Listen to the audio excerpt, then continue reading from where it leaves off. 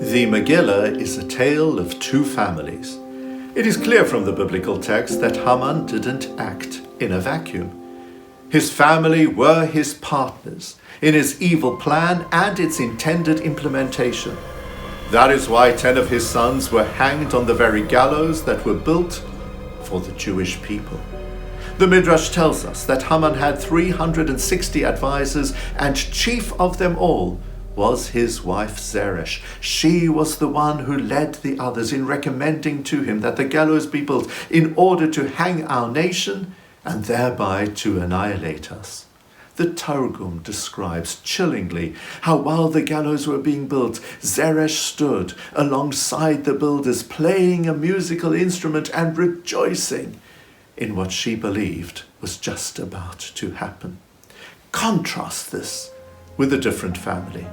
In the saddest of circumstances, a little baby girl was born. Her father had died after her mother fell pregnant, and her mother died in childbirth. She was Esther, and she was adopted so lovingly and caringly by her cousin Mordecai. And how moving it is to read how when Esther was in the king's palace, Mordecai would come every single day to the palace gates to inquire after her welfare.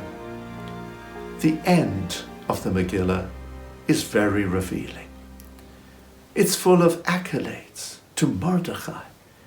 We read, Mordecai Hayudi, Mishneh LaMelech Achashverosh. Mordecai the Jew was second only to Achashverosh. V'gadol LaYehudim, great for the Jewish people. V'ratzui l'rov echav, popular amongst the majority of his brethren. Doresh tov le'amo, he only wanted the best for his people. V'dover shalom l'chol zaro, he got on peacefully with all his descendants. Isn't that extraordinary? The Megillah is our most comprehensive and important biblical textbook about Jewish survival. But the bottom line of it all, the concluding note, is about family. Mordecai got on well with all his descendants. Mordecai was a great family man. What's so important about that? But actually, I believe that there's a profound message here for us. You see, sadly, we have needed to fight against the Hamans of this world time and time again. And thanks to the help from God, we have prevailed.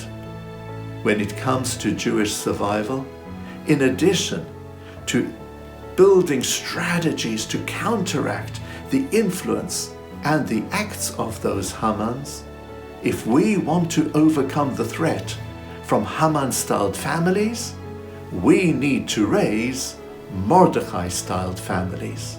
Because thanks to having strong and wonderful Jewish families, we have all the more chance of guaranteeing our survival.